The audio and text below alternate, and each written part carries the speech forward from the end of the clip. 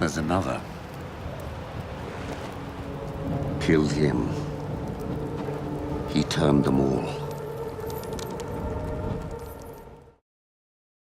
Holy crap, everybody, we gotta freak out about episode 6, so just careful for spoilers if you haven't seen the episode yet. Everybody pour one out for Viserion. Let's hope that Bran's able to warg an undead dragon and can somehow turn that against the Night King. But we can mull that over as we go through the video. This is really meant to be like their big North of the Wall episode, even though they had to deal with a couple other plot lines like the stuff happening at Winterfell. There were a couple of good Arya moments. I feel like they're foreshadowing some really interesting stuff for her character.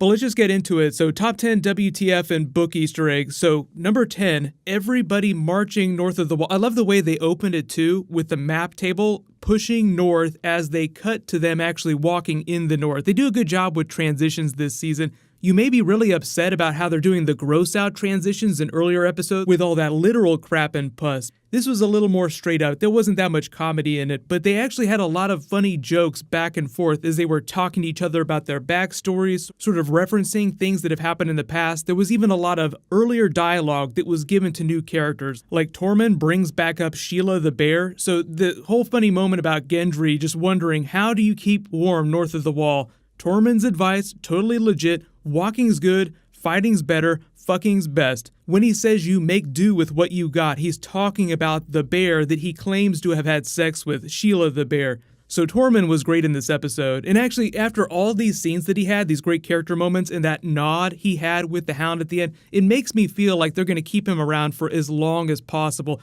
and I'm totally fine with that, because currently as of the end of the episode, he's manning Eastwatch, so I do think that that's where the Night King is going to try and break through the wall, so a bunch of them are going to die there, but I think those will mostly be red shirts, so crossing my fingers for Tormund. But the other really cool Mance Rayder line that Tormund had, you may have remembered, is how many people had to die for his pride. That was something that was said to Mance Rayder way back during Season 4 around Watchers on the Wall, that big battle. How many of these people have to die for your pride? Because at the time, he refused to bend the knee in the same way that Jon Snow is doing the exact same thing with Daenerys, refusing to bend the knee. So in addition to all that good fortune in the wars to come talk, people were like, oh my god, does this mean that Jon Snow's going to die? Because every character that has said that has then gone on to a swift death shortly thereafter. So I was kind of disappointed with the amount of people they did not kill in this episode, but there was a lot of mirroring for the Battle of the Bastards episode where Jon Snow pushes up through the body, so he's sort of coming back to life. So metaphorically, Jon Snow is dying, but not literally dying. Loved Tormund's line about gingers with the Hound, just trying to work his blood up a little bit. We're both kissed by fire, just like your face there. And he sort of tells him about what happened to him without directly referencing the mountain. So hopefully we'll follow up with that in episode 7. I'm not expecting legit Clegane Bowl, but they will both be in proximity to each other next week. Jon Snow and Jorah's conversation was really good. He tries to give him Longclaw, but remorseful for the things that he's done. Says, you need to keep this. May it bring you good fortune. It also references children that he might have. So he hasn't been with Ygritte in a long time. Now he's with Daenerys. But a lot of people are like, wait a minute. Daenerys isn't supposed to be able to have children anymore, at least that's what she believes. She also says later in the episode the dragons are her children she'll never have anymore, and she's so sad because one of them has died. There was the Tyrion line where he talks about the succession, so that's a bit of a meta commentary on Jon Snow being officially in the line of succession, but also what comes next after them, like potential children that they might have.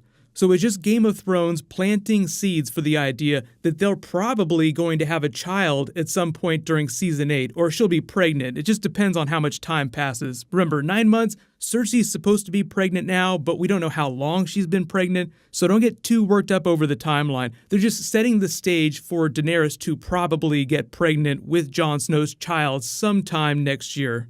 We can talk a little bit more about that later this week. That's probably worth a bonus video just because there's so much backstory about why Daenerys is supposed to be barren right now and the prophecy about her getting pregnant again and her womb quickening.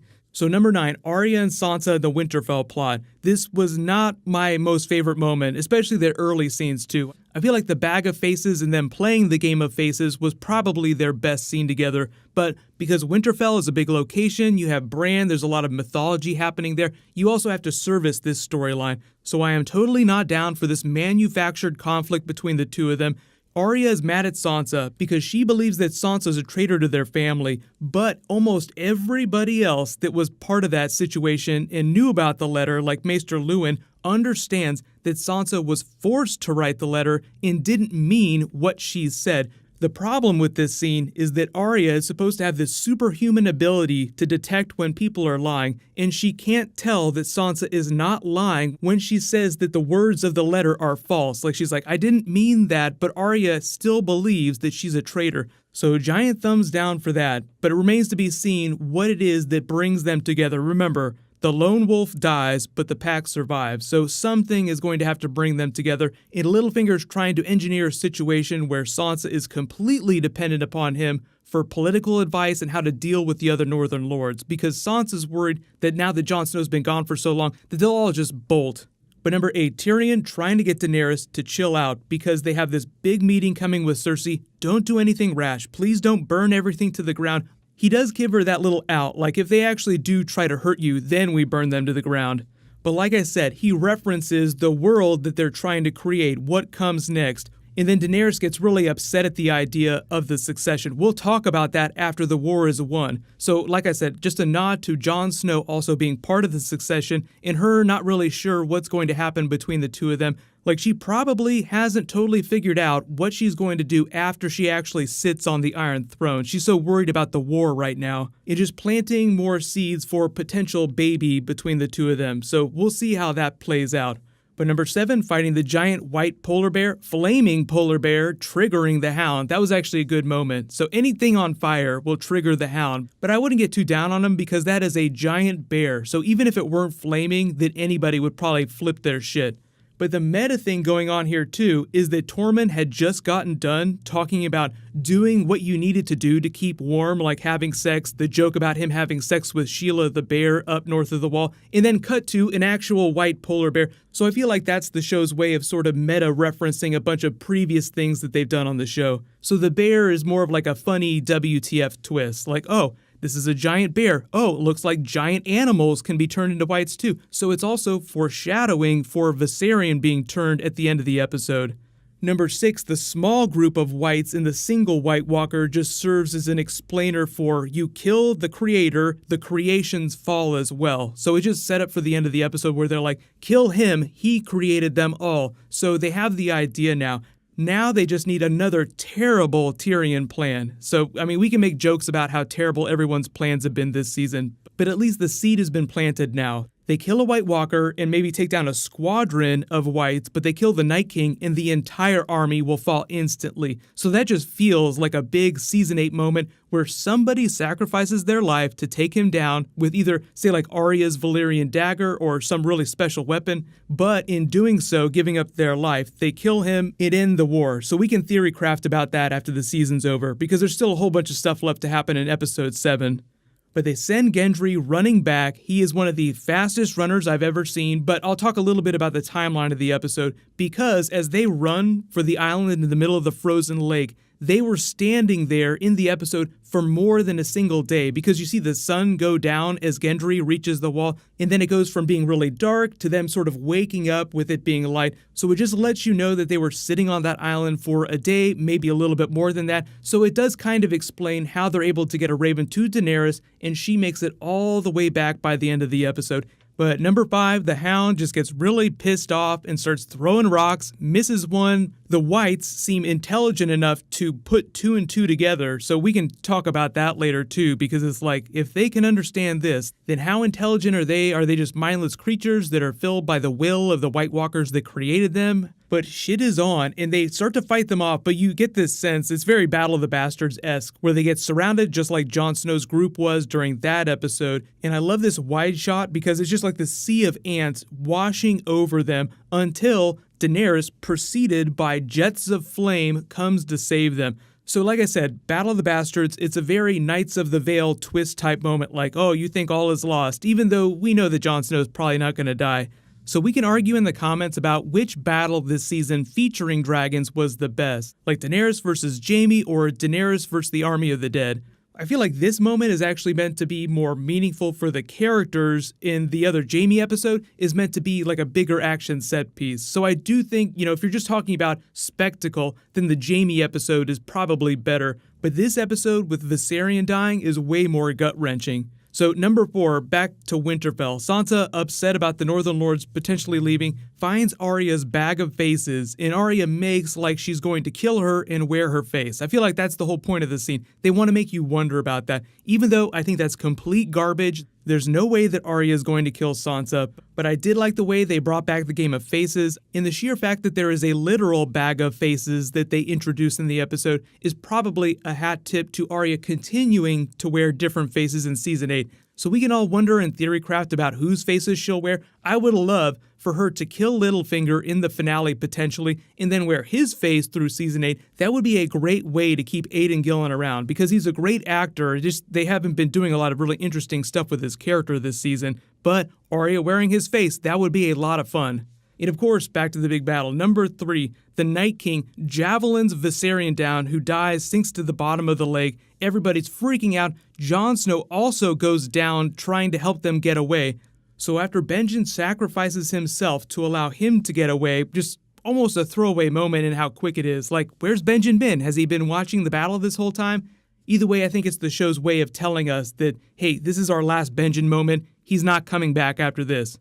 But number 2, on the boat back, Daenerys sees Jon Snow's scars, and I think it crystallizes her opinion of him in how he's willing to sacrifice himself for his people, his level of commitment.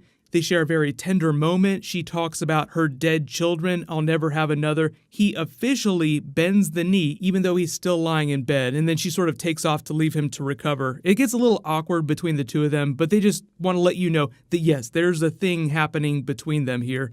And then, of course, number 1, we have to talk about the Night King raising Viserion as his undead mount. It's going to be great. There's so many questions that I've seen about this. 1, where did he get those chains from? 2, will Viserion, now that he's undead with the blue eye, will he breathe blue fire? And 3, can Bran warg a dragon who is also undead?